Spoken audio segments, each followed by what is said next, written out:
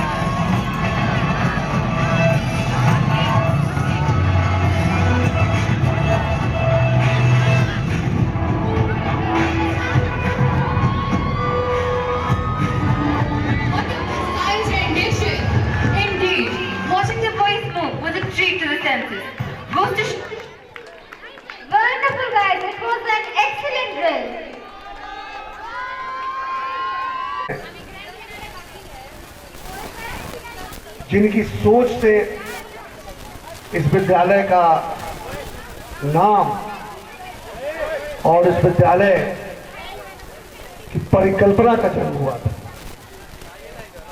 Doctor Ali इमाम साहब ने 2010 से ही संत जनेश्वर अकेडमी के नामकरण से शुरू करके इसकी नींव की ईंट के रूप में उन्होंने काम किया और एक दिशा दी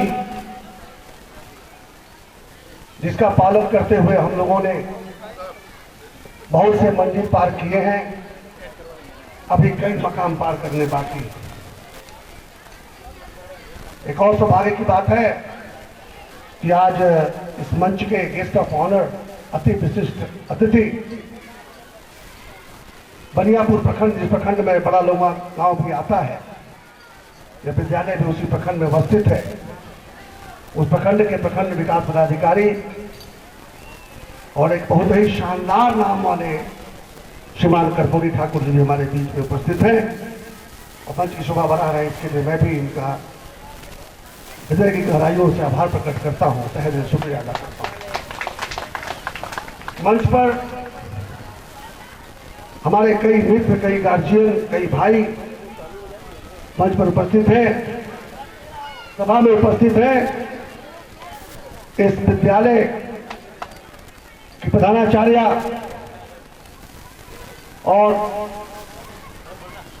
सारे शिक्षक शिक्षिका, मीडिया के भी कई बंधु हमारे बीच आज उपस्थित हुए हैं। आप सबका मैं हृदय से आभार प्रकट करता हूं और आपका अभिनंदन करता हूं।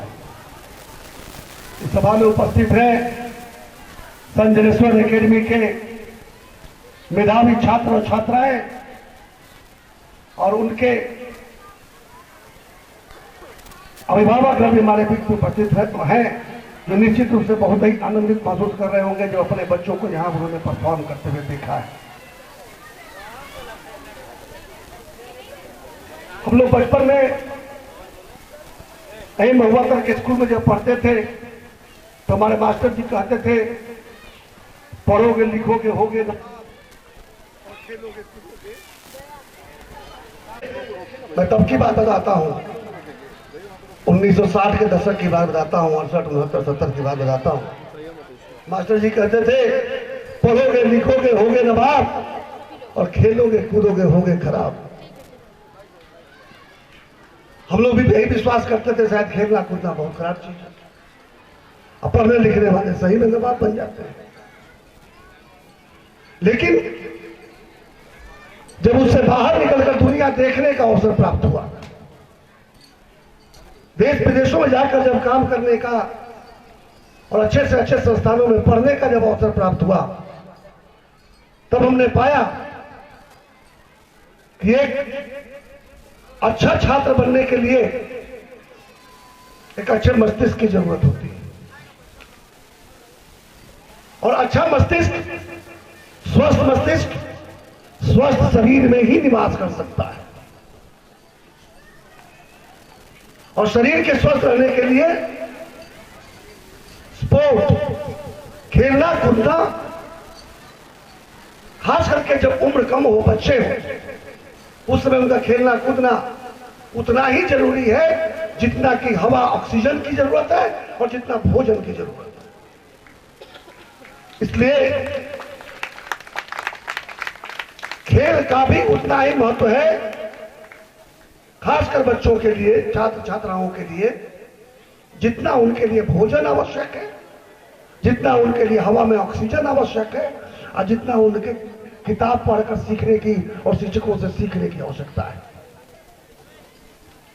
एक और बहुत महत्वपूर्ण चीज खेल देता है और वो होता है भावना, फीलिंग, सोच, जिसे खेल भावना कहते हैं। खेल भावना का अर्थ होता है न हार में न जीत में, किंचित नहीं भयभीत में, कर्तव्य पर पथ पर जो मिला ये भी सही वो भी सही। जरूरी है खेलना, जीत खेल की होनी चाहिए और यही है खेल भावना। जब तक बच्चे खेलेंगे नहीं, जीतेंगे नहीं, हारेंगे नहीं, तब तक उनको लगेगा कि जीतना ही एकमात्र जीवन का लक्ष्य होता है। जीतना एकमात्र जिसका जीवन का लक्ष्य होता है, उन्हें समझना होगा कि जिसकी जीत होती है उसी की हार भी होती है, और जिसकी हार होती है उसी की जीत भी होती है। जैसे जहां दिन होता है वहां रात भी होती है, और जहां रात होती है वहां दिन भी होता है। इस बात को समझने के लिए खेलना जरूरी है। हार में भी जीत खेल भावना की होती है, और यही सीखते हैं बच्चे। ये मत समझिए कि खेल कर हार गए तो कुछ पाया नहीं। खेल कर हारे और फिर जो जीता उससे हाथ मिलाकर उसे बधाई दिए, ये जो खेल भावना है ये जीवन में एक चरित्र का निर्माण करने के काम आता है। खेल मैनेजमेंट का गुण सिखाता है। अब मैनेजमेंट किस चीज की जरूरत होती है? अपने जीवन को मैनेज करने के लिए मैनेजमेंट जानना होता है, अपने परिवार को मैनेज करने के लिए मैनेजमेंट जानना होता है, अपने संबंधों को मैनेज करने के लिए मैनेजमेंट की आवश्यकता होती है, अपने करियर को मैनेज करने के लिए मैनेज की आवश्यकता होती है। मैनेजमेंट एक ऐसा शब्द है जिसका अर्थ सिर्फ व्यवसाय से मत समझिए आप। लोग बहुत कमा लेते हैं लेकिन जीवन को ठीक से मैनेज नहीं कर पाते। लोग बहुत धन अर्जित कर लेते हैं लेकिन परिवार को ठीक से मैनेज नहीं कर पाते। हम लोग सफलता का मतलब केवल धन धान्य समझते हैं, जबकि जीवन की असली सफलता उस व्यक्ति ने क्या क्या ठीक से मैनेज किया है उस पर उसका आकलन होना चाहिए। एक छात्र ने खेलते समय ये मैनेजमेंट का गुण सीख लिया, उसे पता भी नहीं चला कैसे एक दूसरे से कोऑर्डिनेट करना है, कैसे कोई मेरा संग खेलने वाला खिलाड़ी चोटिल हो जाए तो उसकी सेवा करनी है, उसे बचाना है, कैसे किसी विपक्षी टीम के खिलाड़ी को चोट लग जाए और लगे कि मेरी गलती है तो उसे सॉरी कहना है, कैसे कैसे चुनौतियां आते हैं सामने और चुनौतियों के लिए उसको इनोवेट करना पड़ता है, नए तरीके निकालने पड़ते हैं कि अगर ऐसी चुनौती है तो इस चुनौती को कैसे पार किया जाए। हार में भी वो खोजता है कि आखिर कहां कहां जीते, क्या क्या सीखे, और फिर वो जीतने की तैयारी में लग जाता है। खेल एक पूर्ण रूप से मैनेजर बनाता है व्यक्ति को, और तभी जाकर वो अपने पढ़ाई को भी ठीक से मैनेज कर सकता है।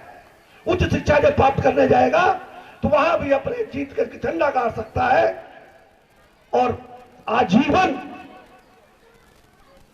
निराशा से अपने आप को बचा कर रख सकता है। मैं अपने अनुभव से बताना चाहता हूं, आप लोगों को पता होगा 19 साल की उम्र में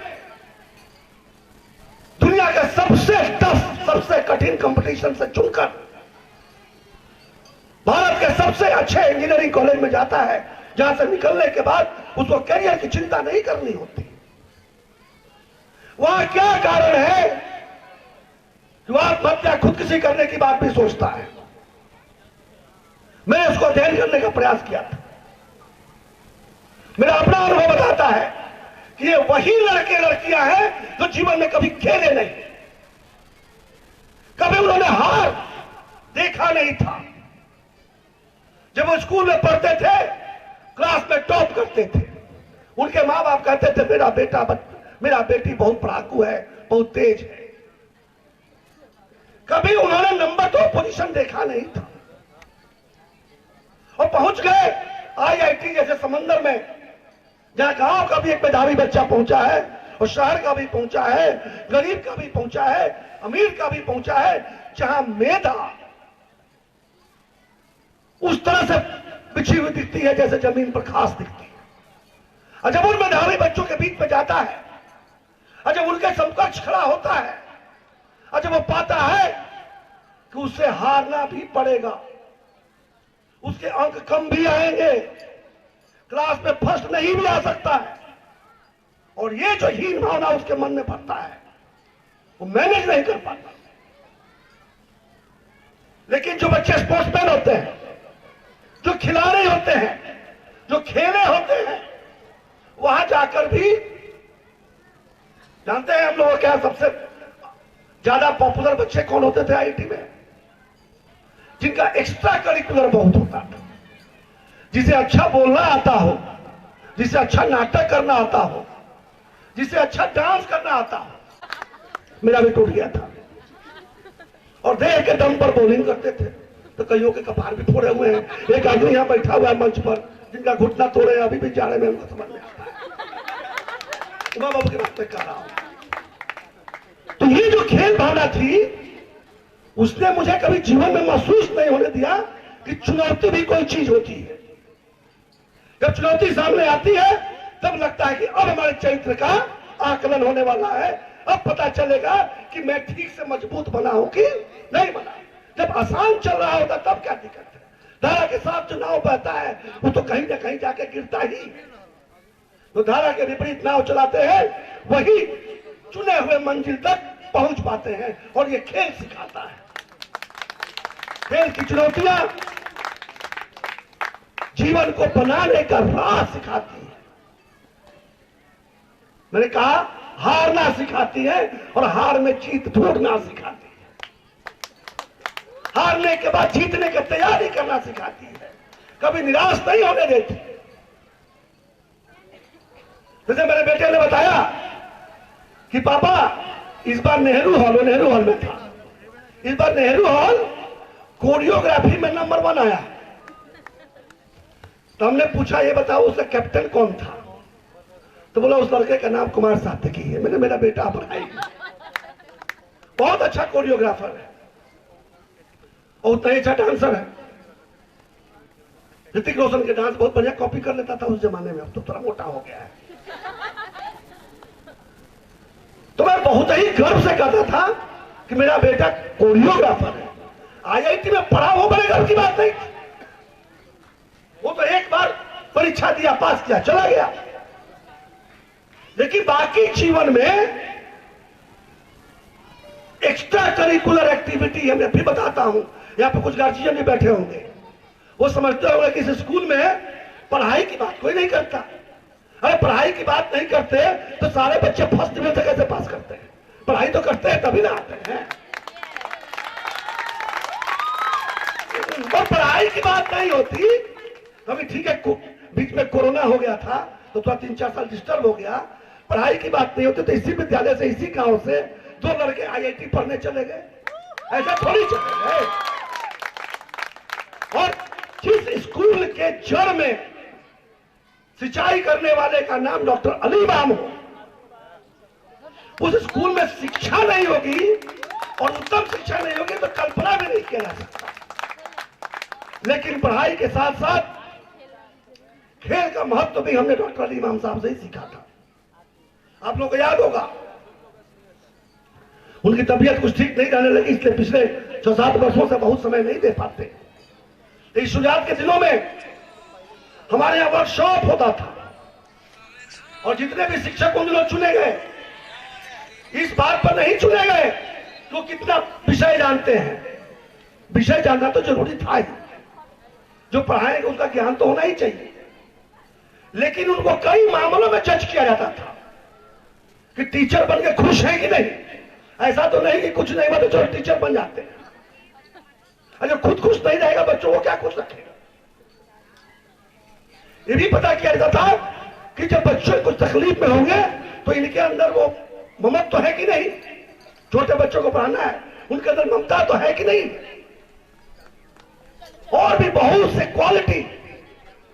अली इमाम साहब 3 दिन का वर्कशॉप चलता था और अंत में हम लोग बैठ कर तय करते थे कि ये पढ़ने में तो ठीक है, अच्छा पढ़ा लेता है, लेकिन टीचर अच्छा नहीं बनेगा।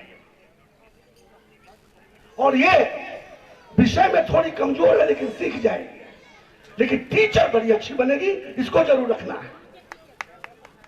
उसी जमाने के है रोशन, उसी जमाने के ज्योति, उसी जमाने के ममता, उसी जमाने की मुन्नी।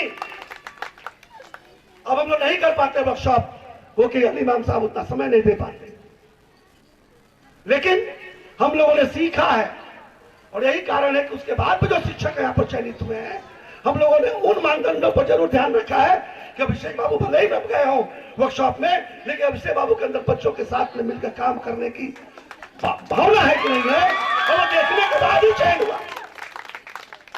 और मुझे बड़ी खुशी होती है कि जो भी शिक्षक शिक्षिकाएं हैं, खासकर अनुपमा मैडम के आने के बाद से एक अजीब तरह के उत्साह के साथ जब खेलते हैं तो खेल भावना दिखाई देती है, और जब पढ़ते हैं तो वो भी दिखाई देता है। आप लोग गार्जियन लोग बैठे हुए हैं, पता बता दूं, और कुछ बाहर के लोग भी आए सुन लें। अनुपमा जी के आने के बाद से आप लोग first period, second period, third period सुनते होंगे, जीरो पीरियड नहीं सुने होंगे। हमारे एक जीरो पीरियड होता है, 40 मिनट का असेंबली होता है।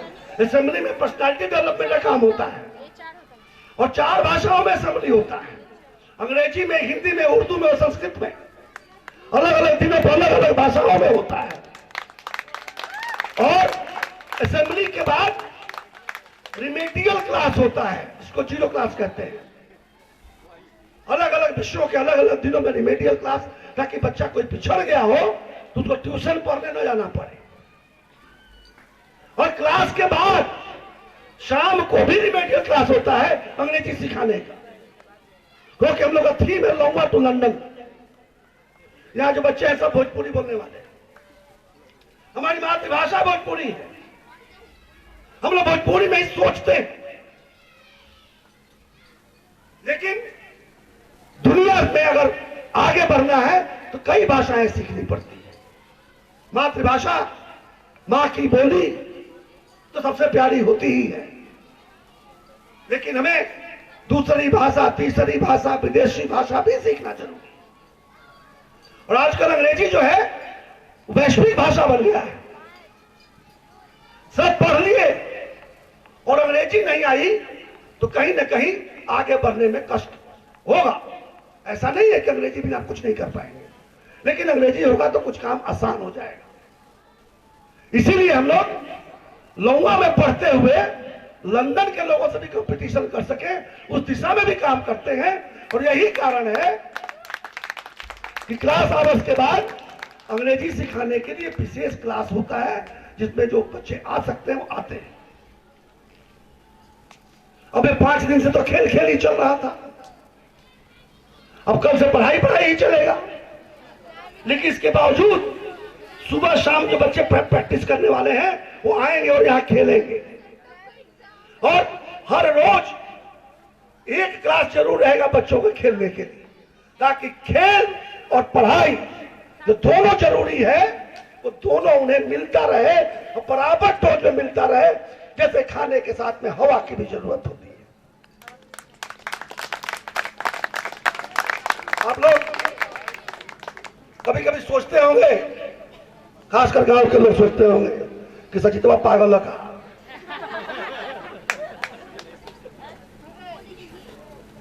है बताइए हतना दूर के लड़की सब के सबके फ्री में पढ़ावता, और उतना तो पढ़ लेगा, और खेल कूद खाते जमीन किन किन के मैदान बढ़ावता।